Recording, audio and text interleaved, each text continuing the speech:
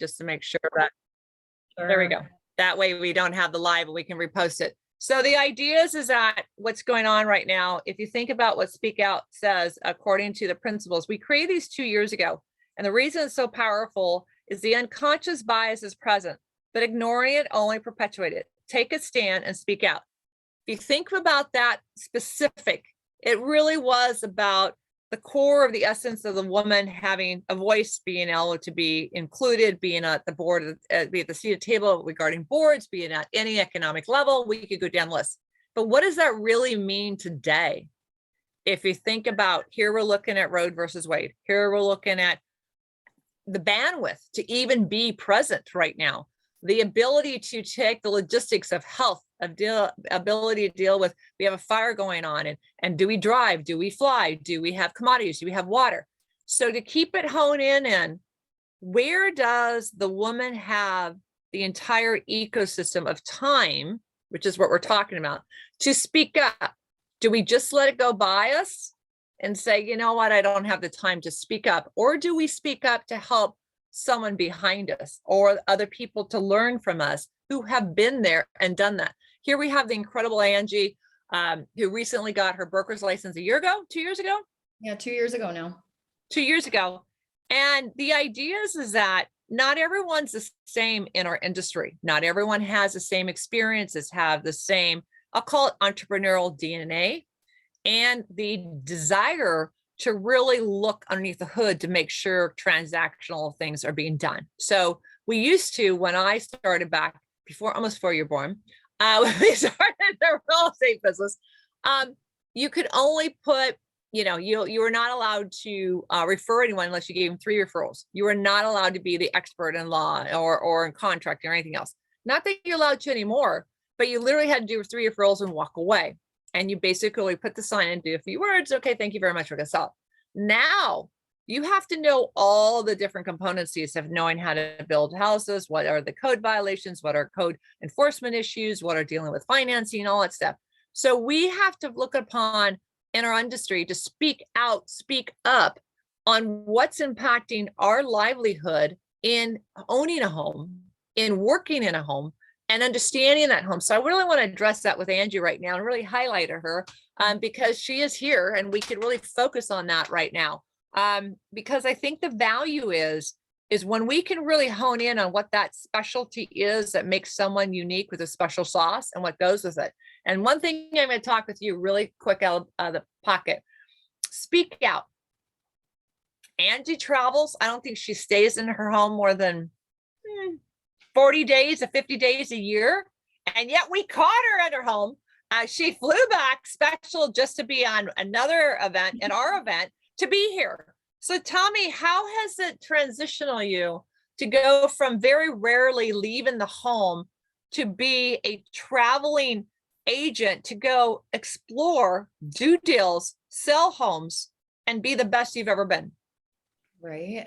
Well, thank you for having me on today, Desiree. I always appreciate NAWRB and the platform that you give me to speak out on. And that's really how I'm able to be a traveling agent, is through speaking out and through doing that via social media outlets, YouTube, Facebook, LinkedIn, places like that, where I'm talking about things that are important and things that are relevant in the real estate industry. And that helps me to kind of just get in front of the eyes out there. And then people's perception is that, and it's definitely a reality too, but that I'm, learning and growing and constantly involved in the things that are priorities and or pitfalls in real estate. So like right now we're talking about these fires, like insurance is something that agents have been trying to speak out about for a couple of years now, because all of these insurance policies that are getting doubled, tripled, quadrupled, or just canceled altogether. And people can't get a home when they can't get insurance unless they're a cash buyer. So, speaking out on those types of issues and, recording content that is valuable for people, that's what helps me to be able to travel. So, for example, I've been in Utah for a few months, and really I got asked to be involved in a transaction in Utah because of, my big mouth. No, it's called speaking up, speaking out. Like, I like it. I like it. Exactly. And that's something where, someone's like, okay, well, Angie, can you help me out with this? And of course, I as not being a licensed Utah agent, I found a quality agent to refer over and helped that deal come to fruition. And that's the type of things that I really enjoy that on, becoming the real estate consultant and kind of like mastermind for people. And sometimes it ends up in a big deal. Sometimes it ends up in a small deal. Sometimes it ends up in a referral deal, and sometimes it's just a conversation.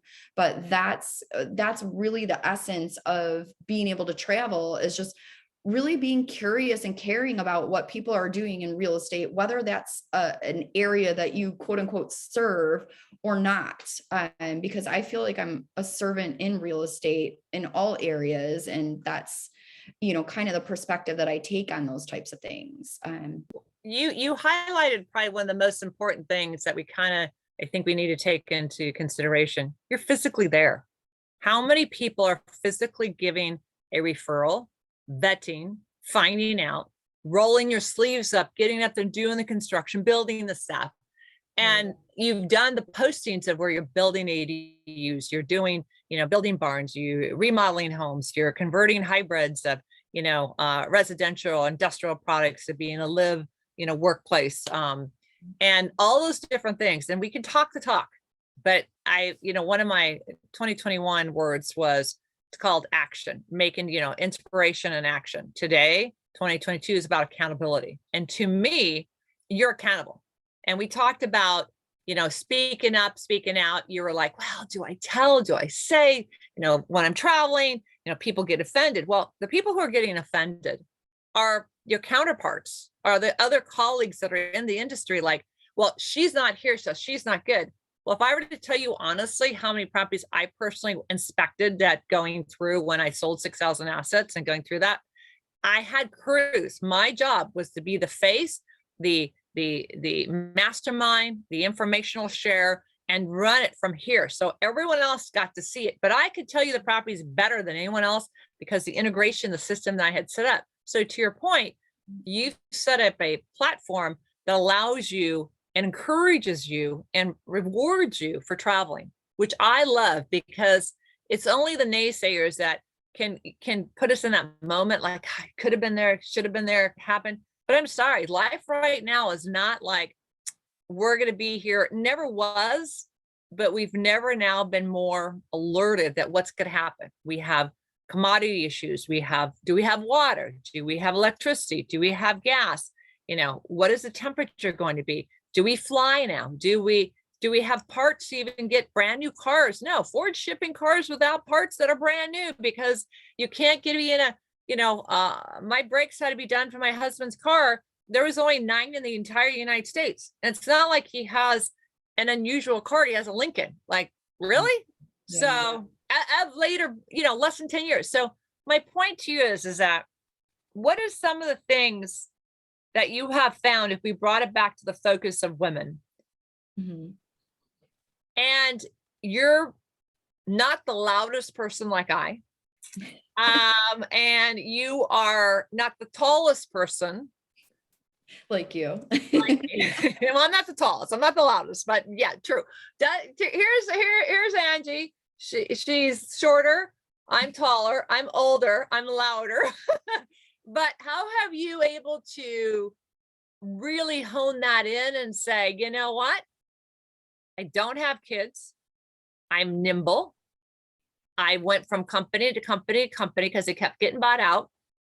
And yet I maximize where I need to go, what I need to do, because I understand, because I rolled up my sleeves to get there. So what has helped you propel other women? Because I have a lot of women, for example, I had a woman just called me 2 days ago in Nevada, and in Las Vegas territory, average price $3 to $15 million, okay, going through a problem. And she doesn't have, she's trying to make sure that all the eggs are in basket. And yet, how do you do it when the market's not happening in that price point? How do you be sustainable? So you have been able to be sustainable in a very low volume transactional business and still travel. So how help that woman. What have you learned and continue to learn? Yeah, I mean, honestly, Desiree, you said it like with your 2022 word, it's accountability. And you don't have to be there in person to be accountable. Like I did go up to the lodge listing that's 5 hours out of my territory last week. And I just wanted to get some more video content and things like that. My client didn't ask me to go up there or do any of that. Like that was something that I wanted to go and do. So, being accountable to what you promise people and showing up when necessary, but letting people know that it's not always necessary for you to show up. Like you said, it's having the team of the right people around you and being able to, encourage that new woman in real estate. So I have a lot of mentees that help me if I get a call while I am out of state or out of country and somebody wants to see a property. I don't tell them I can't do that. I say, sure, when's good for you? And I set up the entire appointment, and then I let them know that such and such on the team will be meeting them there to open the door. And that's all you need to do, ladies. Like, that's really it. You need to coordinate and be accountable. And like Desiree, when you were doing those 6,000 deals, like it still all falls on you if one of your team members messes up. So it's then finding those accountable people and aligning yourself with those types of people so that you can be in more places at once and do bigger things. And really that's like, I think one of the biggest things that I learned from my mentors is that we can't do things on our own. I mean, we can, but we can only be so effective on our own. But when we really shine and when things really, the magic really happens is when we are able to coordinate that team that has the same intentions and drive and goals of, the end client. So that's really what it's all about, is just, your one accountability and manageability. I mean, you're accountable, but the object is that you can't be all places to all people, and you can't be all things to everything. So the idea is that you find out who's the best at what they do, make them responsible for that piece of the team, of that ecosystem, I call it, and put it together. It's to your point, here I've been working on these really, really, really, really big deals and getting into a space that all the years of 20, 30 years I've been working was so second nature to me. And I come into this space and I'm working in it, and all of a sudden I'm like, doesn't everyone know this? And that's the issue. We think everyone knows what we would take for granted. And I'm just like going, so now the phone rings constantly every day on, okay, you handle this is how you do this, this is how you do this. Because, back in the day I wrote there was 128 offers I received on one property. That's insane. Okay, so all you out there crying that you got 50 offers or 40 offers or 30 offers, I had 128 offers for Fannie Mae. This is a true story. And all 128 offers had to be loaded in. And if you heard this story before, I apologize. But after the first one busted, they wanted me to reload all 127. I said, not happening. We will go through the list as they're entered, and we'll talk about it. Because your system has to be accountable, because it took us 4 days to load up 128 offers. Wow. Yeah. Because I had a dedicated person doing nothing but loading offers during the day. And so if you think about what you're doing, you're really quantifying your ability to scale who you are, what you need to handle at this level. Right. And the object is what needs done. So those of you who want to know what my biggest takeaway for you speaking out is, it is your contract to lose. So you never have someone else take over your business to be your direct source to your client.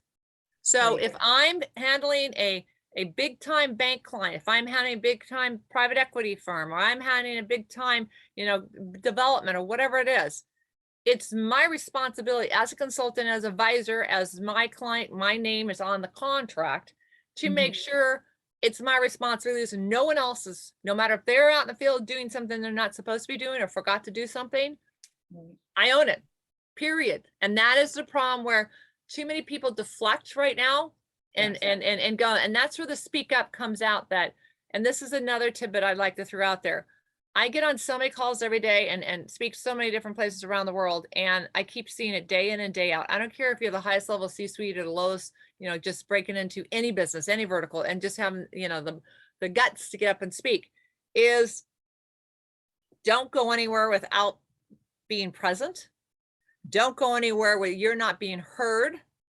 And if there's an opportunity to ask a question, do not squander that opportunity to not get up and speak, because that is a time for you to own the stage, be center attention of the conversation, and all eyes are on you.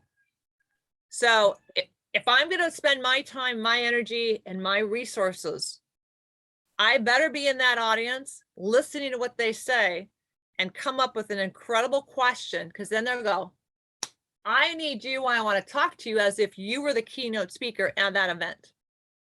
You're right. And another thing that I do on that is I always try to come up with an intelligent question for the speakers. And then for any of you that are just breaking into the business, one of the best ways that you can make some of the high level connections that you wouldn't normally make is when you do ask that intelligent question, then the same day, go and send that speaker a LinkedIn connection and say, I was the one that asked this question. They will always accept you. Always. And then you get the higher level connections, so that when somebody Googles you and looks at your profile and they go, oh my gosh, they're connected with this, this, and this. And it was all because you took the time to speak up and really listen to what they were talking about and have either some type of input or educated question regarding that. So you're very correct with that, Desiree. You have to be there to service them.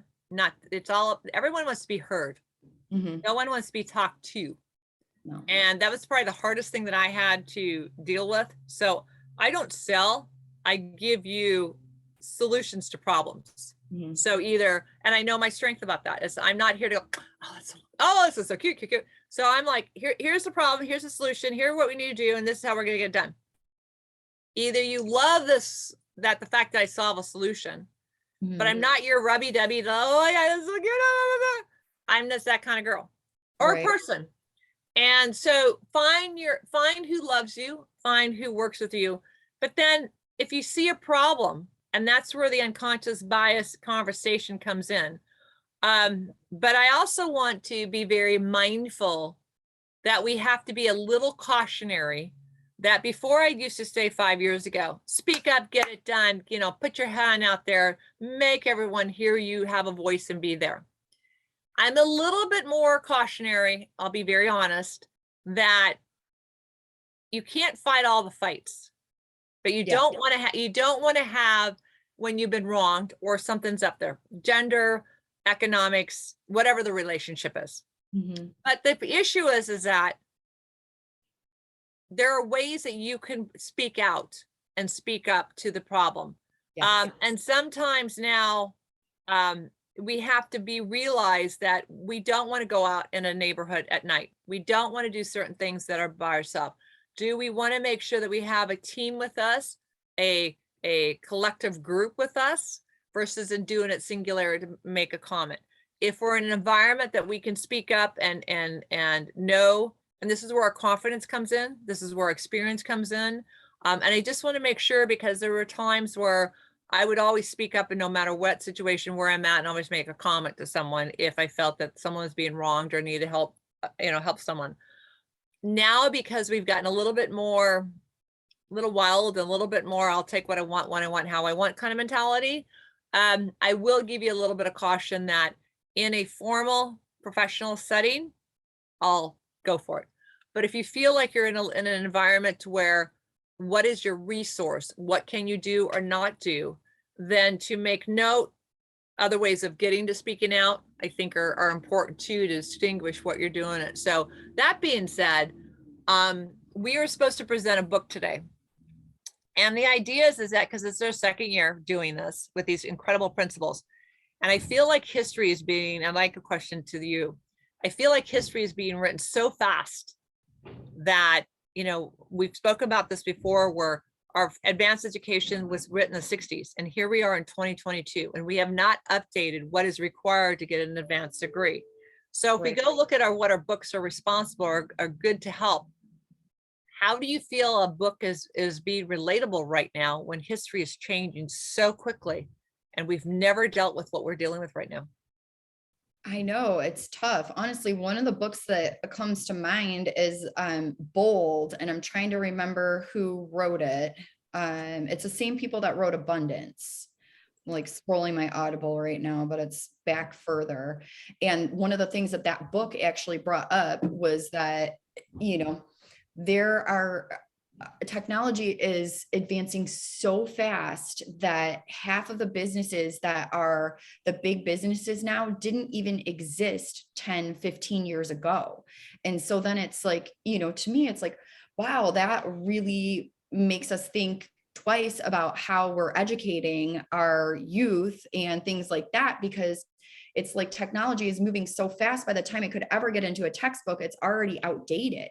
Yeah. So that to me, it makes me think, well, we need a lot more video. We need a lot more, blogs and things that like change and are not in like solid print, so that we don't kind of get stuck in this old cycle or thinking, old style thinking. Mhm. And one of the things I wanted to bring up is you were talking about ways that we speak out now. Like, one of my favorite ways to speak out is my blog. I say whatever, and I talk about on there, like, that post that Yeah. I wrote about when those clients of mine were in foreclosure and the bank almost took it back because Yep. the buyer didn't, close on time and all of that stuff. So I feel like if you feel like you have something to say and nobody's listening, then I would I do. encourage you to start your own blog or start some type of a WordPress or something like that. Because honestly, I sleep better at night when I get these things out of my system. And I have some major posts about, and you were talking about like government and things like that. I remember writing a post that FHA needed to accept DocuSign. How old I Right. am. Right. So, well, but that's the point. So is Yeah. it Bold, How to Go Big, Create Wealth and Impact the World by Peter Mhm. Dimas and Stephen Yes. Coulter? Okay. Yes, that one. And I apologize. Don't worry about it. It came out 7 years ago. Yeah, it's by Peter Diamandis and Stephen Kohler. Came out in February 2015. And Bold, How to Go Big, Create Wealth and Impact the World. And right now, if you think about, we lost $200 billion in the crypto market in 24 hours. It's probably gonna be $300 billion. But it's a journey. Right. Web3, the metaverse, digital currency, cryptocurrency, cannabis, the whole ecosystem, decentralized versus, centralized versus, it's going to advance. The pains are painful, but it makes us stronger and smarter. We could sit there and go look at how the banking industry, we want to say the banking industry was solid all these years. Come on, I could tell you stories if you Google my name. The point is that hopefully we have more people at the table. We have younger generation who's at the table. We have more ways to help navigate through this. And I believe we're going to be great at it, but the pain, and hopefully we go back to the adage, don't take what you have as surplus and take it all and take all what you have to live on. It has to be surplus. And we all get better when we lose a chunk of money and we are backs against the wall. We go figure out, how do we get better? How do we make money? And how are we going to change the narrative? And that is what I want to close with this in the last a meeting is, how to go big, create wealth and impact the world. That's 7 years old, yet you still remember it as if it were yesterday, right? I do. And because it was encouraging to people like me that have that, you were talking about the entrepreneurial mindset. Like, it's very encouraging because when you have something that you want to move forward with in life and nobody else has done that, it can be very discouraging because you're like, well, shouldn't this have been done already? Or why am I doing this? Or how am I going to do this? And I know you're really good at the hows, Desiree, but I wasn't aligned with NAWRB as much at that time when I was listening to that book. And it was really just encouraging on that. Like, if you have this wild, random idea that you think is going to help the world, go forth with it and don't be afraid, be bold. And it definitely, it helps me to just, have a little more faith in myself and not be afraid to take risks. And another thing that you were just talking about too, with, the crypto market going down and all that, it's like, it's so important to diversify your investments and your money. Like, don't hold it all in real estate. Don't hold it all in crypto. Don't hold it all in stocks, for God's sakes. And definitely don't hold a bag of gold. Like, you need a little bit of all of it, you guys, because you don't know what's going to go up and what's going to go down. But when you have all of them, usually when one is down, the other's up. And then you're like, you're not crying and your beer is bad. So. Well, no, but you're absolutely right, because, and the reason this organization, and not even an organization anymore, the reason this partnership was created was to create the visionary of time of the ecosystem. Had you asked me 15 years ago how I would create and evolve going from the hardcore real estate doing thousands of transactions into what I'm doing now, I would have said, you've got to be kidding. But when you take on all the, no, you can't do it. No is not it. Thank you. No is not in my vocabulary. And the idea is that it's a challenge. So taking on the banks, taking on the insurance companies, taking on, that women could not do this, and that women-owned businesses or small businesses or this or this and this and this. I said, I'm sorry. So when we took this company and said, how are we going to make an impact? And people said, well, what do you do? You're in real estate? No, you're not. You're in tech? No, you're not. You're in, digging a ditch. You're into compliance with the government. You're into all these different things. And that's why when we changed 5 years ago to the ecosystem, because guess who's asking? Do you live and work and build and manufacture out of your home now? Do you need to have a community that not only is from a political, from a health, from an agricultural, from a commodity standpoint, take care of you? Who would have ever thought in our lifetime that we would be seeing the shift of change? Now our phones and our demand is off the chart because no one does what we do. Yet everyone looks at, well, I want to see where and what. That's the issue. It's what you've done and in the compliance issues. Look at the FHFA, the very first strategic plan that came out that controls Fannie and Freddie. It was $6 trillion in real estate assets. What, we're up to 12 trillion by now. We were part of it. How to understand women on boards, how to understand the veteran piece, how to understand the ecological system of the economic system of life.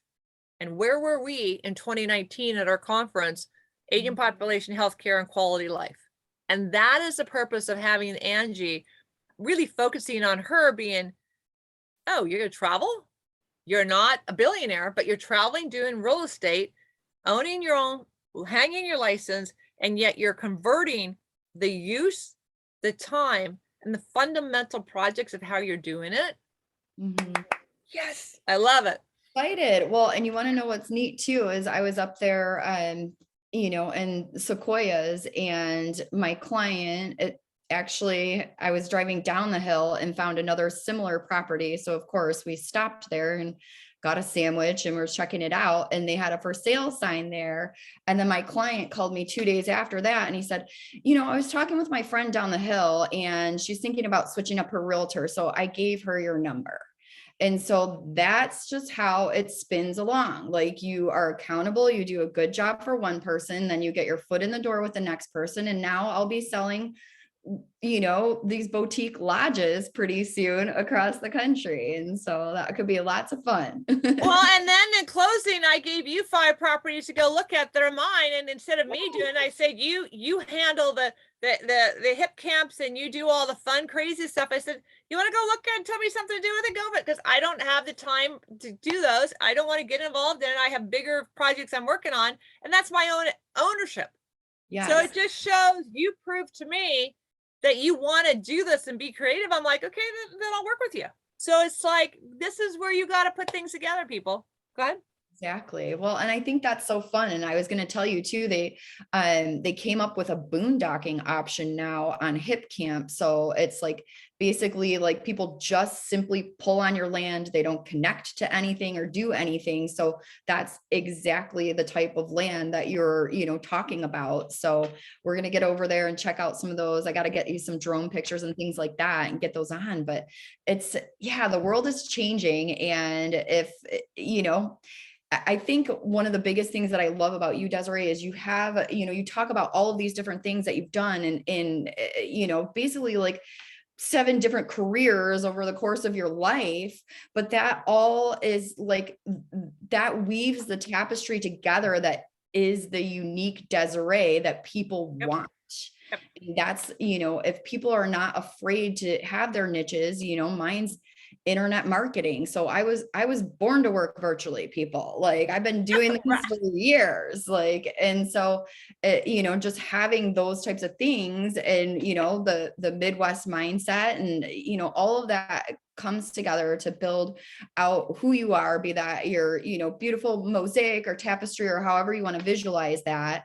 And that's what the people want. They want that unique footprint. Secret sauce. Secret sauce. You want your NFT. Exactly. I mean, it's a secret sauce that makes you, and the sauce changes with age. That's the key.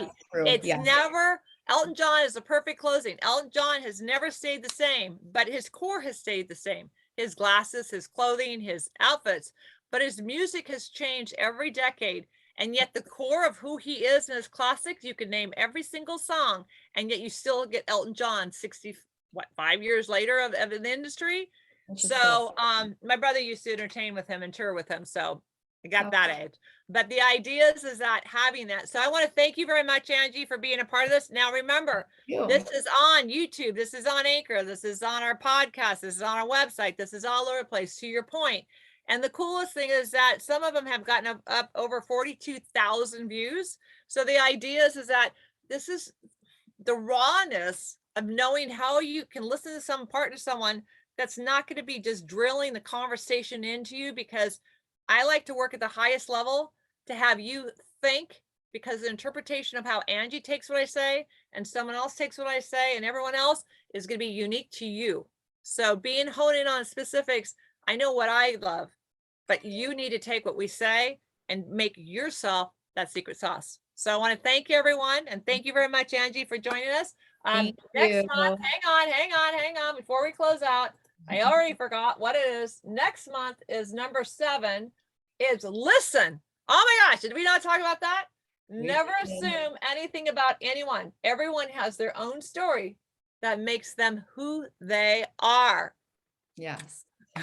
And the more you listen, the more you are able to connect and partner with people, because you get those little nuggets of, oh, we could do this together. And yeah, it's great. People love to be heard. They don't want to listen to someone else going, no. With that being said, thank you all for being us. NDILC, if you would like to know more about us, NDILC.com. Follow us on YouTube and LinkedIn.